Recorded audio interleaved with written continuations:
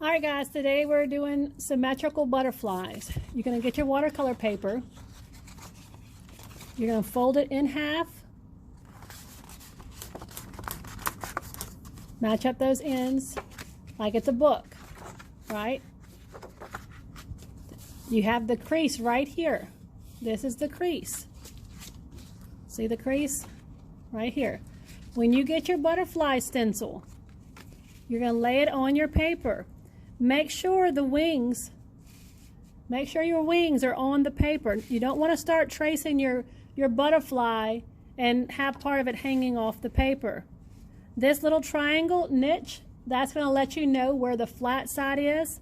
This flat part of the butterfly will need to be on the crease, on the fold. So line that up. Once that's lined up, you're going to get your pencil and you're going to outline around the edges. You're going to hold the stencil with one hand while you trace it.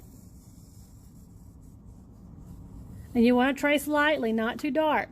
Once you are done, you pass this on to someone else at your table. You will have to share possibly the stencils because there are different kinds.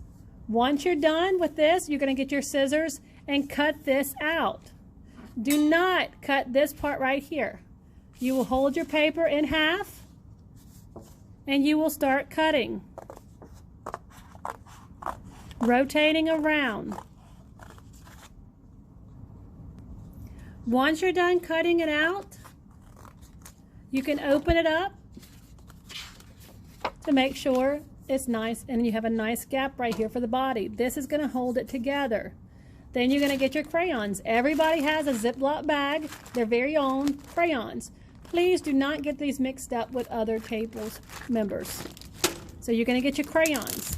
And with the wax relief that we'll be using for this project, all you've got to do is do some simple lines.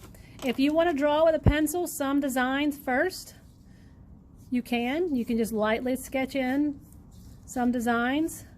I like to separate the wings. There are 4 wings on a butterfly. 1, 2, 3, 4. I like to make them separate. You can go ahead and you can put designs if you want. It's not necessary. You could just draw with the crayons. But I know some of y'all like that control that you have.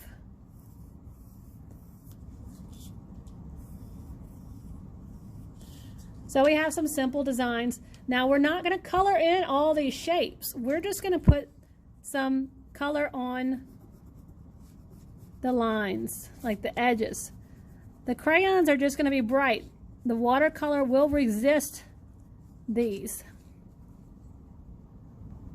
Something to think about too, do not color light. You see how this is, I'm coloring light right now? It does not match this dark, intense coloring. You want to color hard to make sure that you're covering in good the watercolor paper, because you don't want to color light, because then the watercolor color will mix in all those little creases and it won't resist it. It will absorb it and change the color. So there we have the blue. Now I'm going to get another color and add something else to it. It's nice if you think about, say, cool colors, crayons, and then you can use warm colors for the actual butterfly color.